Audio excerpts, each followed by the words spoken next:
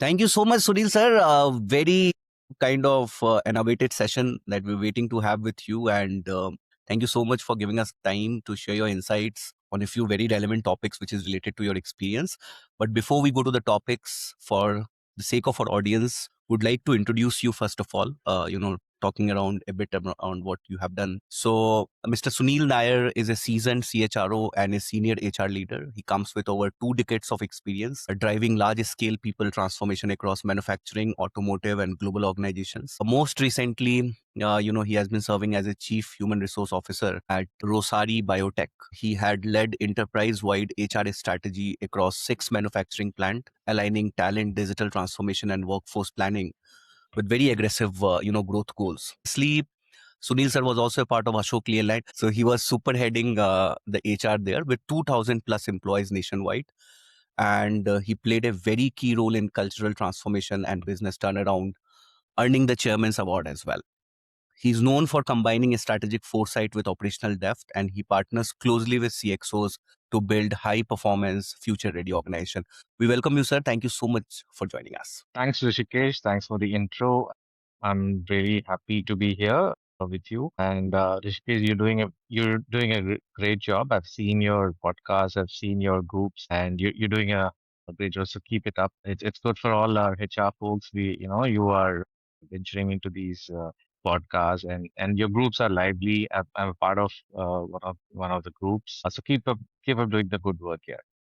Thank you Right. so much. About myself, Rishikesh, yeah, as you said, 25 years of experience. I'm basically computer grad. So I started my career as a computer programmer, software programmer. So Yes. from there, I ventured into HR and I worked in a garments factory for almost 8.5 years. And then being a Mallu, there's always that kira to go to Gulf, and I too, went to Gulf for around 9 years. I was there in various companies into consultancies, immigration, and recruitment. And I came back and I had my stint with Ashok Leyland. It was a wonderful stint of around 8.5 years. Great time I had there. I started as a TA lead, and then from there I moved on to become a head of HR for the MNSCB division. Post that, I joined Rossari, as you said, as a CHRO, and I was handling around 6 factories, of theirs. And they were actually subsidiaries of Rossari. Rossari was the parent company, and these were companies which they had acquired in the last 4 5 years. So this is about me. I'm basically from Kerala, but did my schooling, college, everything in Chennai. So more of a Chennai than a Keralite, I would say, or a mix of both, I can say. So that's about me, basically. Thank you. Thank you so much, sir. Now, the first question that we have, the first topic that we want your insights on is that you have operated both as a CHRO as an independent director. Can you share a boardroom moment where a people issue fundamentally changed the direction of a business decision or exposed an hidden risk? Right. So one correction there. I've not worked as an independent director as yet, but I'm a certified independent director, and I have been part of the board meetings, a couple of times. And so, you know, you, you're on the other side of the board, right? When you sit on the other side of the board and you meet the board members, and when you finish your independent director program, right? It's a different ballgame. Your ideas change, your thought process changes. So as a board independent director, especially who's into HR, what I would say, or I think needs to be done is there aren't many people involvement from the board. Board more or less talks about finances, talks about a lot of other business related, but then not the people related things. That's where I would say seasoned HR independent director is always a requirement in any board, and most of the boards have it. Nowadays, if you see, there are at least one or two HR members in the board, and the most predominantly the NRC head is usually a HR background person. So their perspective of how the company is, moving towards, managing people is a very important thing in any company. As I said, it's a totally different ball game when it comes from board members. Yeah, so for example, I can give you an example. In recent times, when I was with Rosari, we had a board member who's a seasoned HR leader. So they came up with an idea that we should start building up the pipeline or the N minus ones and N minus two because it's more of a founder Yeah. based organization. So we wanted to create a cohort of people in the N minus one. We wanted to take them on a proper outbound program and start planning the 5 year plans and get them together to understand each other. So Yeah. these were the insights that the board gave, right? More than the management thinking about it, the board started pushing for it. Like, let's do this because only then you have your succession pipeline, everything ready. Yeah. So that is where board is critical. A board finds out where, point places where the company is lacking, and they pinpoint those points and they suggest ways of improving it. So one was that, and which was a good initiative that the board pushed on us, and we wanted to do that. Bring in the cohort of N minus ones and N minus twos, take them on an outbound, make them understand how to grow with the company and what should be the far side for the company. So these are the inputs that a board gives. So right now, even I've seen, but I've done my course on independent directors. So I spent time with a lot of independent directors. We had forums where seasoned independent directors were addressing us, all those things. So, those were in those things we have understood that board's involvement is getting a bit, better nowadays rather than the earlier days. Hmm. Not into the operational level. Yes, board has their own limitation. If they get into the operational level, then it doesn't, it's like they're running the entire show, which is not right as well. You need to give the independence to the managing directors. But the insights that you can give as an outsider, when you see certain things, when you see the report, you would understand where the problems are, and then the insights that you give is critical. So it's no longer only compliance related. The board is not just sitting on judging you whether you're compliant, your compliance, whether you're doing everything properly and related to compliance. It is more of finding out issues that could come up at the later stage and then suggesting ways of improving. So, as I said, my journey as an independent director has not yet started, but I would be starting it soon. But yes, it's a good mix of being a HR and an independent director. I'm sure this will be of value for me as well. Thank you so much, sir.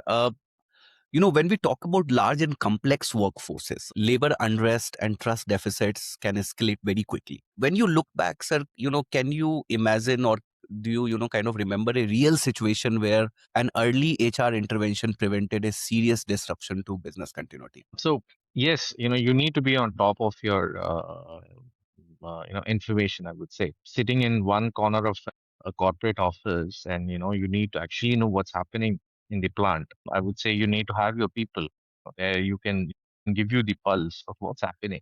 So there have been many times where we have understood that yeah, there could be an interest that could brew. And you need to actually predict it much earlier and then intervene on it.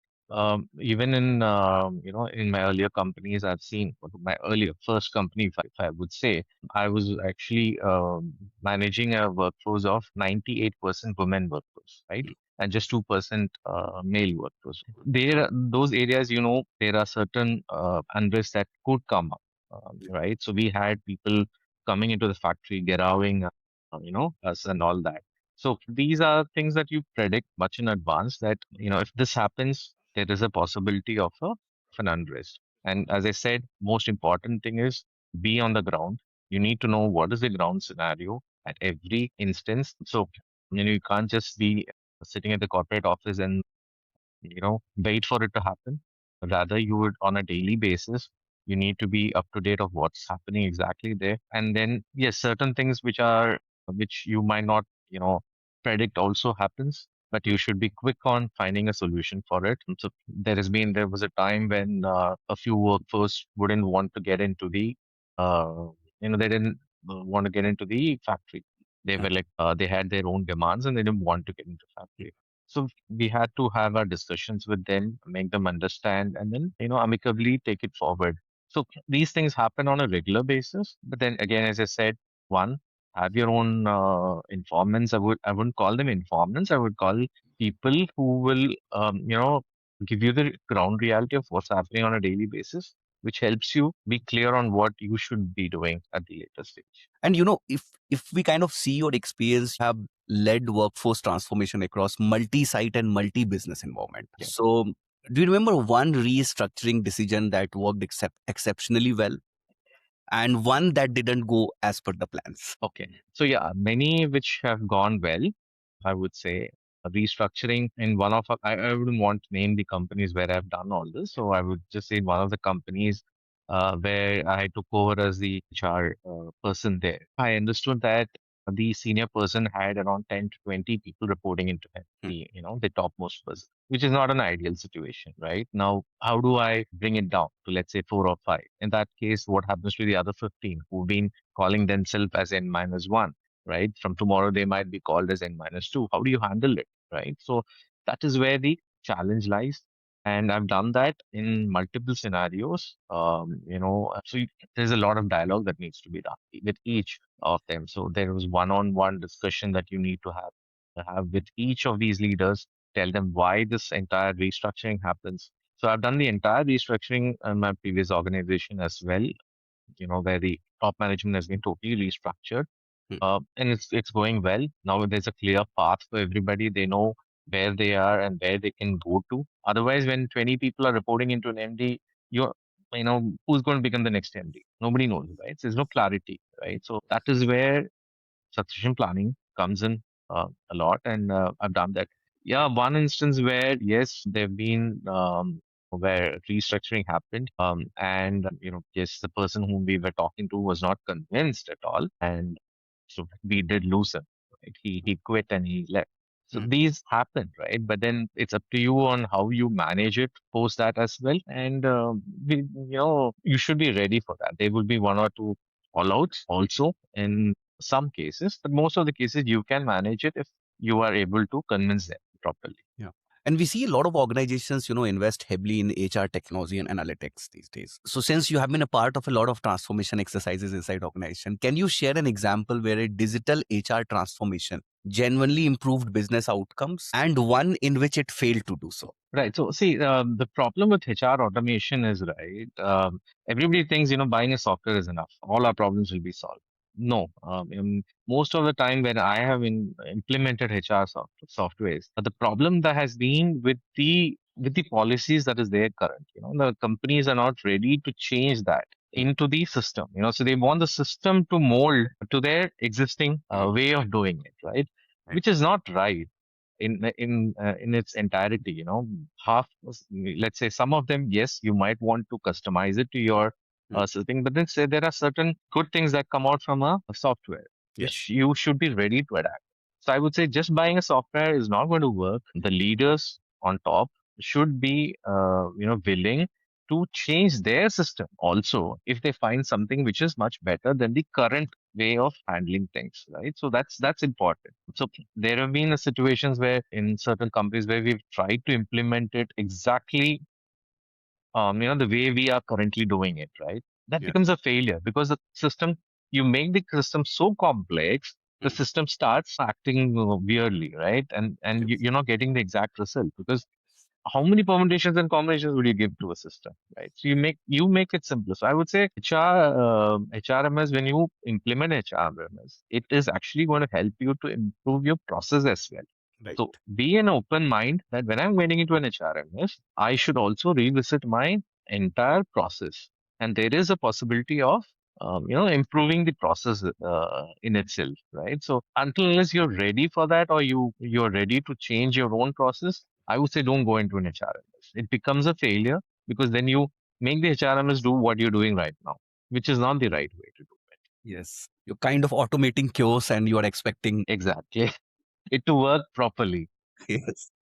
which doesn't happen. It doesn't happen at all. Sir, from an independent director's lens, how should boards evaluate culture, leadership, conduct, and succession risk beyond dashboard and compliance reports? And have you seen board level questioning prevent a long term organizational crisis? So you've already mentioned one, maybe. Yeah. So see, as I told you, right, succession planning is very important. And I would, as an independent director, if I were an independent director in any board, that's something which I would insist on. I would not say Mm, suggestion, I would insist on that because that's for a long term. It's a very important thing for any organization, right? So, every independent director should look at what is going to happen in the future. They always do, right? But they usually do it on the terms of a financial aspect. That mm, financial aspect is a major part. But who brings in the finances? The people, right? So yes. until unless you get the people running it on a regular basis and having the succession pipeline properly done, it's not going to work. Even if you have a projection, this many crores of turnover in the next 5 years, for it to work, you need to have the right people and the succession plan. Because what happens if one person leaves? So that is where boards should insist on a proper succession plan, which is robust, which also includes learning for the prospective successors, on a regular basis. Transparency is another thing, right? So in succession planning, I've always seen you prepare a list. ये successors हैं. These are the guys who are going to succeed. बस खत्म. That's not the way. खाली एक list बनाने से you don't get anything done, Yes. right? What do you do with them? You train them. You give them opportunities. Move them to different departments, and then plan. Make them informed also. Be transparent and tell them if you do this, Mm, you will if you do this, do these transitions, you will move into the next role only if you do this or only if you do these. So let them be prepared that yes, for me to succeed, I have to do these things. Otherwise, you keep it on a paper and the person doesn't know that I am being thought about as a successor. mm, He will also eventually leave because he doesn't know what's in store for him, right?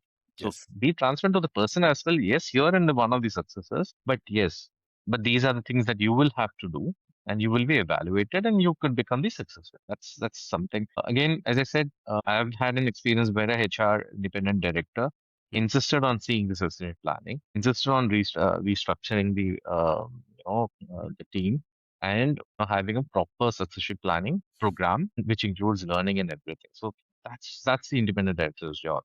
So thereby you keep the organization future ready. Great, sir. Thank you so much for joining us and sharing all these insights. Thank you so much Thanks, Rishikesh. for taking our Uh, time. it was a wonderful time. And as I said, keep doing a good job. Wishing you all the best. Thanks. Thank you so much, sir.